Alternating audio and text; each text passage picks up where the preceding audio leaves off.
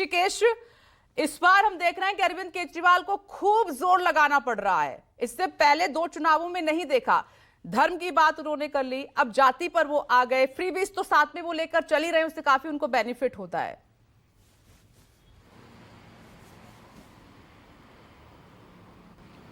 विपनेश, देखिए, नीति का जो चरम वाक्य है साम दाम दंड भेद, उसमें महारत हासिल थी भारतीय जनता पार्टी को, लेकिन इकलौती ऐसी पार्टी आम आदमी पार्टी क्षेत्रीय पार्टी है जो बीजेपी को उन्हीं के राजनीतिक बिसात पर जवाब दे रही है।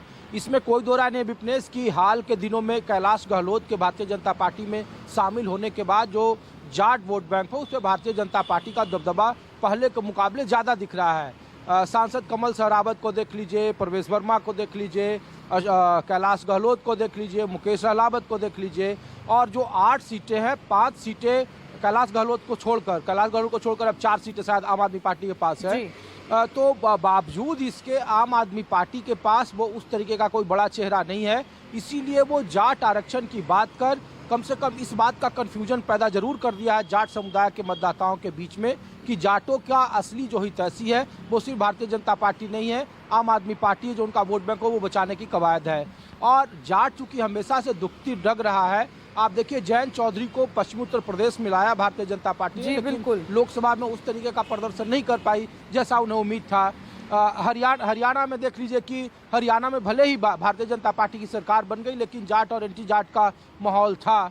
लेकिन दिल्ली में जो 8 सीटें, और भारतीय जनता पार्टी को लगता है कि अगर उन्हें अपना नंबर बढ़ाना है तो 2 ही वोट बैंक उनके साथ होंगे। गुर्जर उनके पारंपरिक मतदाता हैं, उनके साथ रहेंगे। जाटों में ज़्यादातर जो संख्या थी आम आदमी पार्टी का था। बीते 3 चुनाव का जो आप पैटर्न देखें, पहले वो बीजेपी के साथ खड़े रहते थे, लेकिन अब जो पूर्वांचली वोटर है, इसीलिए पूर्वांचलियों पर अरविंद केजरीवाल ने जो कल कहा है वो गलती उन्होंने जरूर कर दिया, और इसका डैमेज कंट्रोल कितना होगा ये कहना मुश्किल है। आप दिल्ली में कहीं चले जाएं विपनेश, और किसी से पूछे अगर भारतीय जनता पार्टी का वो समर्थक मिलेगा तो वो निश्चित तौर पर 60 से 70% से ज़्यादा तरीके के लोग वो पूर्वांचली होंगे। तो पूर्वांचली के अलग अलग जगहों पर आप चले जाएँ जहाँ पर उनकी बहुलता है, तो वहाँ पर जो आम आदमी पार्टी के ट्रेडिशनल वोटर थे बीते 3 बार से, इस बार उसमें डेंट दिख रहा है। और इसीलिए आम आदमी पार्टी और अरविंद केजरीवाल जाट और पूर्वांचलियों को अपने साथ जोड़कर रखना चाहते हैं। अगर ये 2 वोट बैंक छिटका तो आम आदमी पार्टी के सीटों की संख्या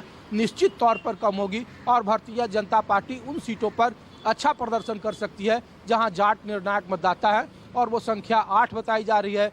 5 अब 4 हो गई, बिल्कुल 4 आम आदमी पार्टी के कोटे में है। तो अगर उधर उन जगहों पर नुकसान हुआ तो ये बड़ा नुकसान होगा आम आदमी पार्टी का, और वो संख्या नीचे जाएगी 62 जो उनका भी मौजूदा आंकड़ा है उससे। बिल्कुल सही कह रहे हैं आप।